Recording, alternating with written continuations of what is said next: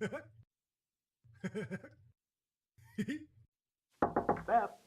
Beth, Beth, What do you want?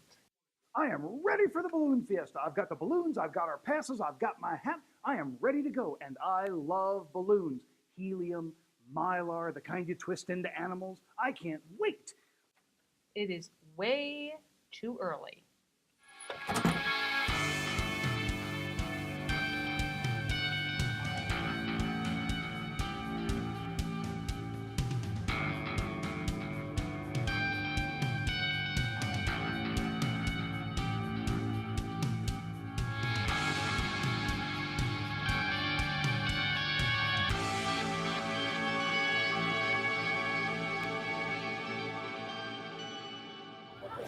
This is incredible. This is the Albuquerque International Balloon Fiesta. This is Mass Ascension. This is STEM in 30. I gotta catch a ride. Well, this is still cool. Where are you guys? Woo-hoo.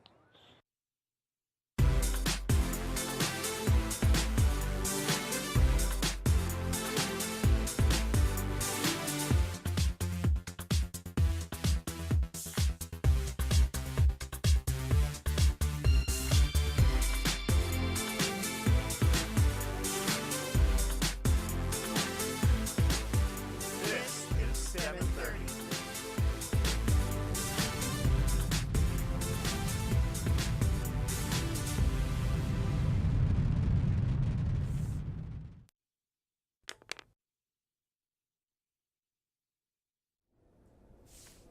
Hi, I'm Marty Kelsey, and I'm coming to you today live from the National Air and Space Museum in Washington, D.C. I just got back from the International Balloon Fiesta in Albuquerque, New Mexico, and it was incredible. Now, when I was in high school, I used to crew for a hot air balloon. I'd seen several of them in the air, and I even flew once, but nothing prepared me for Albuquerque. It was just visually overwhelming. Now, my co-host, Beth Wilson, who's normally here with me, is still in Albuquerque, and we're going to be going live to her in just a few minutes. But first, I want to welcome you guys, Washington International School. Thank you guys so much for coming in today. We appreciate it. These guys have some great questions that they're going to be asking today. And for all of those of you watching on TV or online, be sure to submit those questions. We have an expert, Kurt Westergaard, standing by downstairs, ready to answer those. Now, are you guys ready to head back out to Albuquerque to Beth and Tom Crouch? Yeah. All right. Beth, how's Albuquerque? It's great, Marty. Thanks a lot. And I'm joined by our curator, Tom Crouch. And we are still live in Albuquerque at the Albuquerque International Balloon Fiesta. Now, Tom, we've got a great view out this window. No, we do. Do you want to tell us where we're standing? Well, we're standing in the Anderson Abruzzo Albuquerque International Balloon Museum, right here on the edge of the Fiesta grounds. And the Fiesta is still going on. Do you want to give us a little history? How did this get started? We've got all these balloons. How did this all get started? Well, way back in 1971, there was a guy here in Albuquerque named Sid Cutter who operated the local flying service. And his mother was having a big birthday that year, and he bought a balloon, a hot air balloon. Now, at the time, they were almost brand new.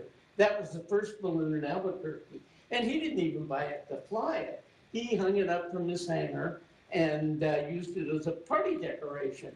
And then the next day, he went out and made some of his first flights with his brother.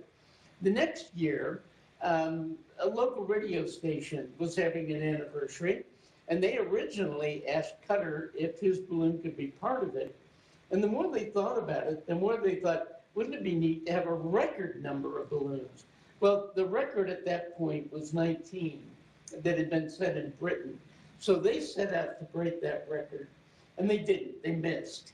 But the next year, they had even more balloons, and ultimately, this festival reached over 1,000 balloons. Now today it's fewer. They limit it to about 600 balloons. But every October, this is the sky over Albuquerque, balloon capital of the world. And the day starts by checking the weather. We have something called morning glow where they cold inflate the Right. balloons, and then they have to heat the air, and so that's a spectacular view. And then they have dawn patrol. Do you want to tell us what the dawn patrol balloons do? Well, those are a few balloons that go up first in the morning to see what weather conditions are like, what the winds are doing. Wind is really important in ballooning. You can't fly in a whole lot of wind.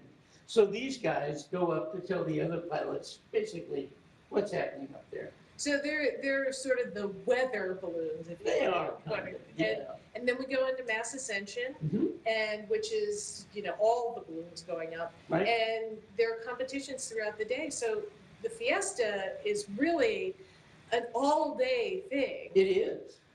Now, we have actually recently accepted a balloon into the National Air and Space Museum. Do you want to tell us a little bit about that? We have. It's a lovely hot air balloon that has the Smithsonian emblem, the Smithsonian sun on it, and Smithsonian colors, blue and yellow. And so, yeah, we have our own Smithsonian Institution balloon. And it was built at Adams Balloon Company. Right. And we got a chance to talk to Andy Richardson, who owns the balloon company. So let's see what he had to say to us. I'm joined by Andy Richardson, owner of Adams Balloons here in Albuquerque, New Mexico. Thanks so much for talking with us today. Happy to be here. You guys actually built all of these balloons you see behind you, right? We did. Every balloon on the wall we've built here in this shop. That includes the Smithsonian balloon? Yes, that's our favorite balloon that we've made so far. And you guys build them right here and do some other things in this shop, right? We do. If you'd like to come with me, I'd be happy to show it to you. That'd be great. Okay.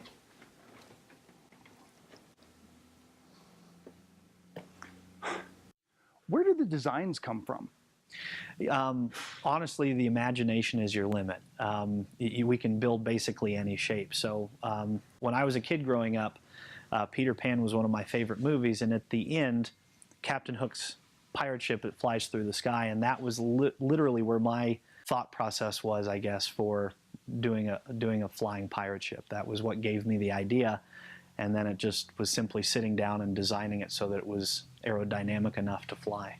Now, how do you design these balloons? We use a CAD program. We use a computer program that does all of the stress analysis, all of the calculations, and we simply just fact check it during the building process to make sure that the computer has talked to the printer properly and that it comes out to the cutting floor so that we can produce the balloon exactly how the computer says. That's not how you used to do them, is it? No. When I first started, we literally would do graph paper, and we had a square and a 90, and we would make the massive patterns ourselves on the tables, and the construction process took weeks longer. But now that we let the computer do it, it's a pretty straightforward process. I imagine there's a little bit of math involved in that. There is. There sure is. It made me wish I worked a little bit harder in school, but we got it figured out. Seems like there's a little bit of cutting and sewing involved in this. Yes, it's a big process. Awesome. Well, thank you so much for showing us around Sure, today. not a problem. Now, we have collected a balloon that Andy built for us, but the Albuquerque International Balloon Museum collects a whole bunch of balloons and ballooning It's a great museum. equipment. So we did get a chance also to talk to the lead curator here, and she gave us a little overview of the museum that we're standing in. Hi, I'm Marilee Schmidt-Nason, Curator of Collections at the Anderson Abruzzo Albuquerque International Balloon Museum. Since we opened in 2005, the museum has hosted nearly 1 million visitors from across New Mexico, around the country, and throughout the world.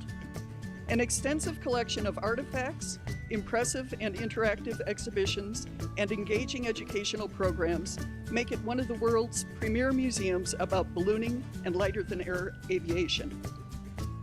The Balloon Museum emphasizes themes of exploration, discovery, and achievement through its subject matter, which encompasses history, science, technology, art, and culture.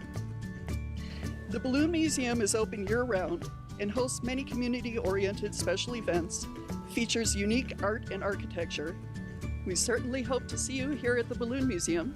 Please come by soon. Do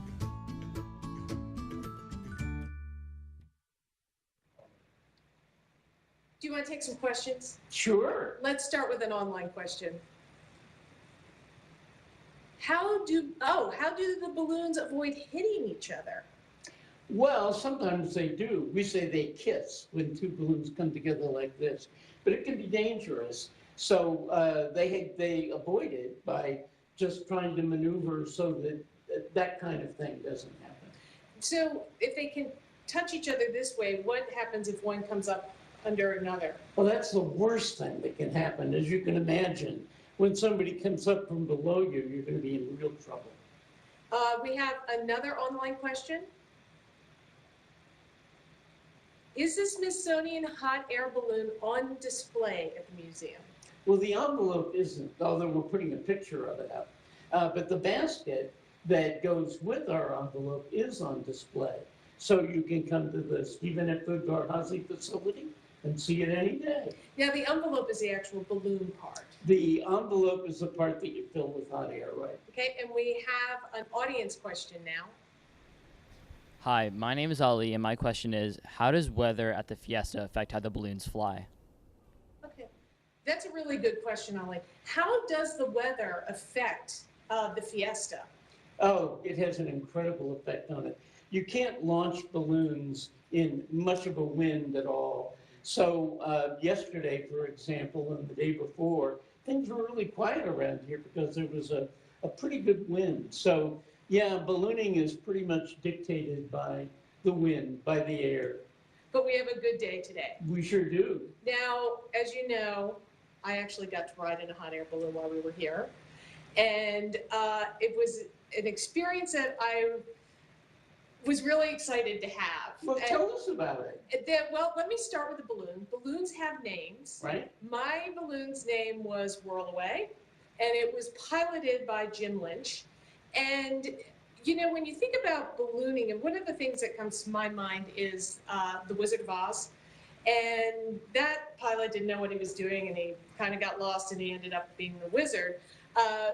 But Jim really knew what he was doing. I mean, these pilots are trained, and they're pilots. I mean, you think about pilots flying airplane, but these things are also in the sky. Right. And Jim was really on top of it. He could, you know, navigate the wind and get us floating in the right direction. And so I was really secure with him. So you weren't scared? No, I wasn't scared. When we took a helicopter ride a few months ago, and I was really nervous about that, but you get into a helicopter and an airplane and you hear the roar of these engines, and then you really feel the pull of gravity as you take off. So you really know that you are leaving the ground and going into the air. But with the balloon, you know, you hear the roar of the gas, the propane heating up the balloon, and then you look down, and it's as if the earth has just fallen away from your feet. And I'm not enclosed in anything. I mean, I was in a basket, and it felt really very comfortable. And the views were just incredible because you're in that basket. You're not looking out a little window. You know, you can lean over. The only thing I was worried about was dropping my camera, so I actually put it around my wrist. But the view of the city and the other balloons were just really, really incredible. And How many balloons were in the air at the same time? oh, I think there are 550 balloons out here now. They weren't all up at the same time, so I got to watch some of them take off. But when you're up there, it's so quiet, you know, and you can hear the burning of the other tanks. And when I got down, the ballooning community is really friendly. They were very excited for me. There was a little ceremony, and I was welcomed in. You got wet, right? Yeah, I did. I had a little champagne dumped on my head, but that was fine. I felt really welcomed into the ballooning community. They were just really fantastic people. So I have a question for you. Why do you think people are still interested in this form of transportation. Well, you know, this was the first way human beings flew, lighter than air, in hot air balloons, in fact. And I think it's because, well, you know, balloons are big and they're colorful. They fly low to the ground. When you see one coming in your direction or in the distance, it just catches your eye. So I think it's just the fact that they look so neat and exciting, and there's that sense of romance about ballooning too. And you can see people on the ground. I was waving at people as we went along. I think we are ready for some more questions. Are you ready to take some more questions? Let's start with an online. What is your favorite part of flying a balloon? I think it's just being in the air. Because as you said, it's very quiet. You can hear everything on the ground. It's kind of reflected back up to you. You're moving slowly over the landscape. When everything's going well, you're moving slowly over the landscape. When you're flying here, you're with all of these other balloons, and there's just no sense like being in the air in a balloon. And we have an in-house question. We've got one from the audience. Hi, I'm Matthias, and my question is, what kind of license do you need to pilot a hot air balloon? What kind of license do you need to pilot a hot air balloon? Well, balloon pilots are licensed, like all license. You have to go to school. There's ground school involved. You have to learn about the physics of flying. You have to learn about weather. And then you go out with an experienced balloonist and train in the air. So yeah, it's quite a process, but licensed like any other kind of pilot. Just like driving a car. Huh?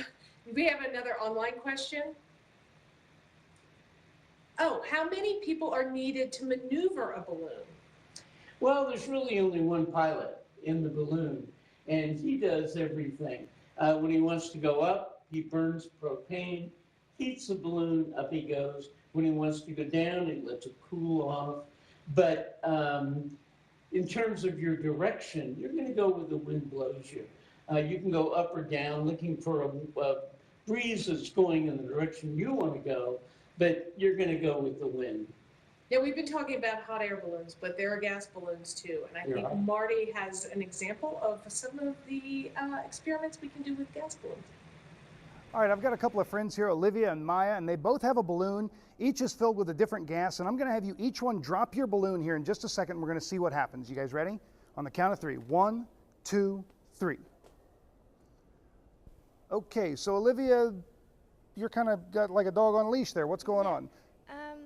My balloon fell down because of its gas in it. Okay, and what happened with yours? Well, mine floated. Okay, so what do you think the difference in the two gases is? I guess this one is lighter than air. That's exactly right. This balloon's filled with helium, which is lighter than air. And while I was in Albuquerque, I actually got a chance to talk with two people, Barbara Fricke and Peter Cuneo, who are not only hot air balloon pilots, but also gas balloon pilots. And they fill those balloons with helium, just like this one, only they're a little bit bigger.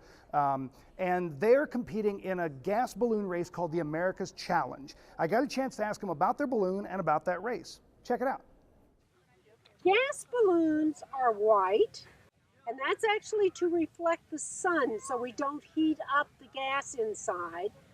They're using helium or hydrogen, and helium's like the little party balloons you get that float in the sky and you release and they go up and they go away. Well, that's what lifts us up in the gas balloon, and we will go fly for 2 to 3 days, night and day. The competition is to take off. All the balloons will take off from the same spot, and they'll see who can fly the furthest from that spot without landing. You can't land, you can't get more gas. You got to keep going. So you got to eat, you got to sleep, you got to do everything. And drinking lots of water is the most crucial, because we're out in the elements at 10,000, 14,000, and we just have to have water. Now you can actually follow along with Barbara and Peter as they compete in America's Challenge. On our resources section of our website, we've added a link where you can follow along all of the gas balloons, but especially our friends Barbara and Peter, and see how they do on the America's Challenge. And the amazing thing is, they're in New Mexico right now. They are launching later today. Their landing zone is Eastern Canada. So they could literally fly from New Mexico all the way here to Washington, D.C. or further. So be sure to follow along there. Now I want to tell you guys about one of my favorite parts of the Fiesta. They have trading cards for all of the balloons, and kids go up and they get these trading cards and you can trade them kind of like baseball cards, which I loved when I was a kid and still do. And so I'm walking along and I have that big goofy hat on that you guys saw earlier in the show. And this young lady comes up and goes, "Do you have any of the trading cards?" And of course I didn't, because I'm not a hot air balloon pilot. And I said, "No, but I do have something for you." And I took my hat off and I gave it to her. And that hat was extremely popular at the Fiesta, and her grin just lit up. It was absolutely one of the highlights of my trip.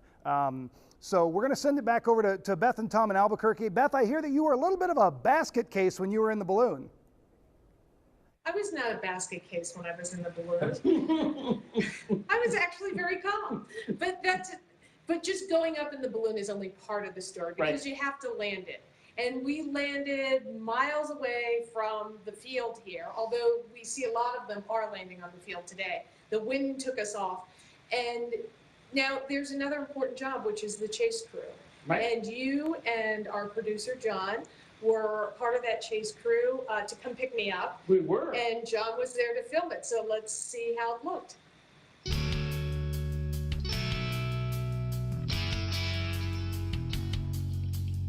We get to taste the really fun part of hot air ballooning, chasing.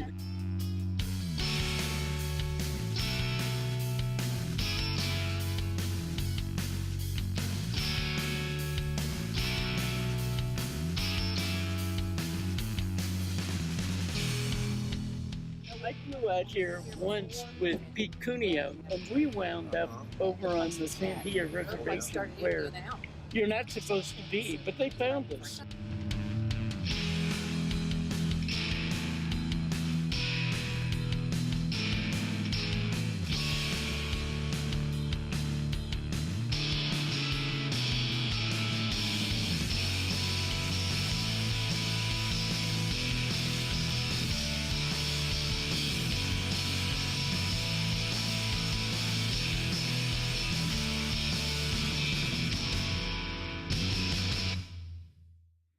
That's great. Okay, Tom, how about we take some more questions? Great. All right, let's start with an online question. Why is the Balloon Fiesta held here in Albuquerque? Well, one of the reasons, Beth, is because of Sid Cutter, and that way back in 1971, 1972, that kind of put the balloon mark on Albuquerque. And of course, with the festival here, it just sort of grew, and so Albuquerque became kind of the balloon capital of the world. But if you look out behind us at the sky, just clear as a bell, there's not a cloud in it. Meteorological conditions are kind of special in Albuquerque too, with the way in which the winds work. Just a perfect place to fly balloons. Now, I've heard of the Albuquerque box. Do you want to tell us what the Albuquerque box is? Sure. It's a meteorological phenomenon, a local one, where the winds, the air, comes down the mountain, down into one of the lowest parts of the city, along the Rio Grande Valley, where it heaps, comes back up. So it builds up the circulation that enables pilots, when it's working, to fly over the field more than one time. Okay, let's go to audience question. Hi, my name is Julia, and I was wondering when the first hot air balloon was made. That's a really good question, Julia.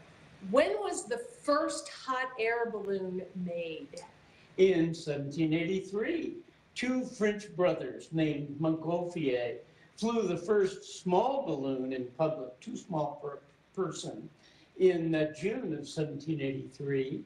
And then a few months later, they flew the first animals, a sheep, a duck, and a rooster. And by November, the first little balloon is in June. By November, they built a balloon that's big enough to carry human beings. And so human beings first took to the sky on November 21st, 1783.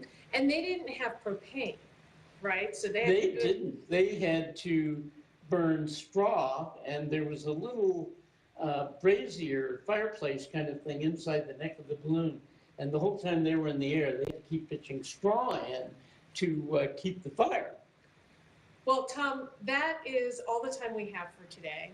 I want to first thank our in-house audience, the Washington International School. I really appreciate you all being out there with Marty, keeping him company.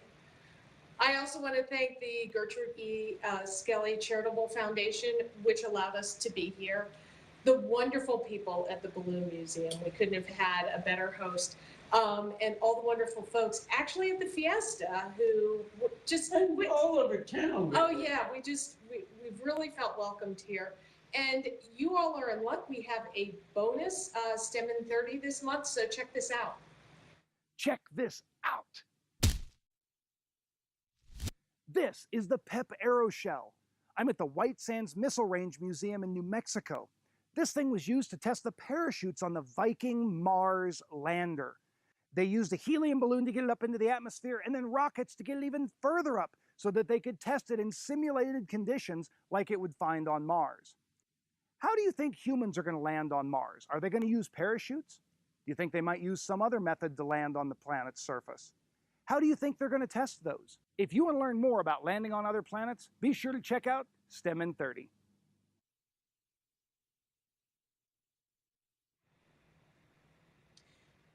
Thank you again so much for watching. Now, we had a much longer conversation with Andy Richardson, and we have that's going to play right after the show. The screen's going to go black, and then there's a 9-minute interview with Andy, and I recommend you all take a look at that. It's really neat stuff.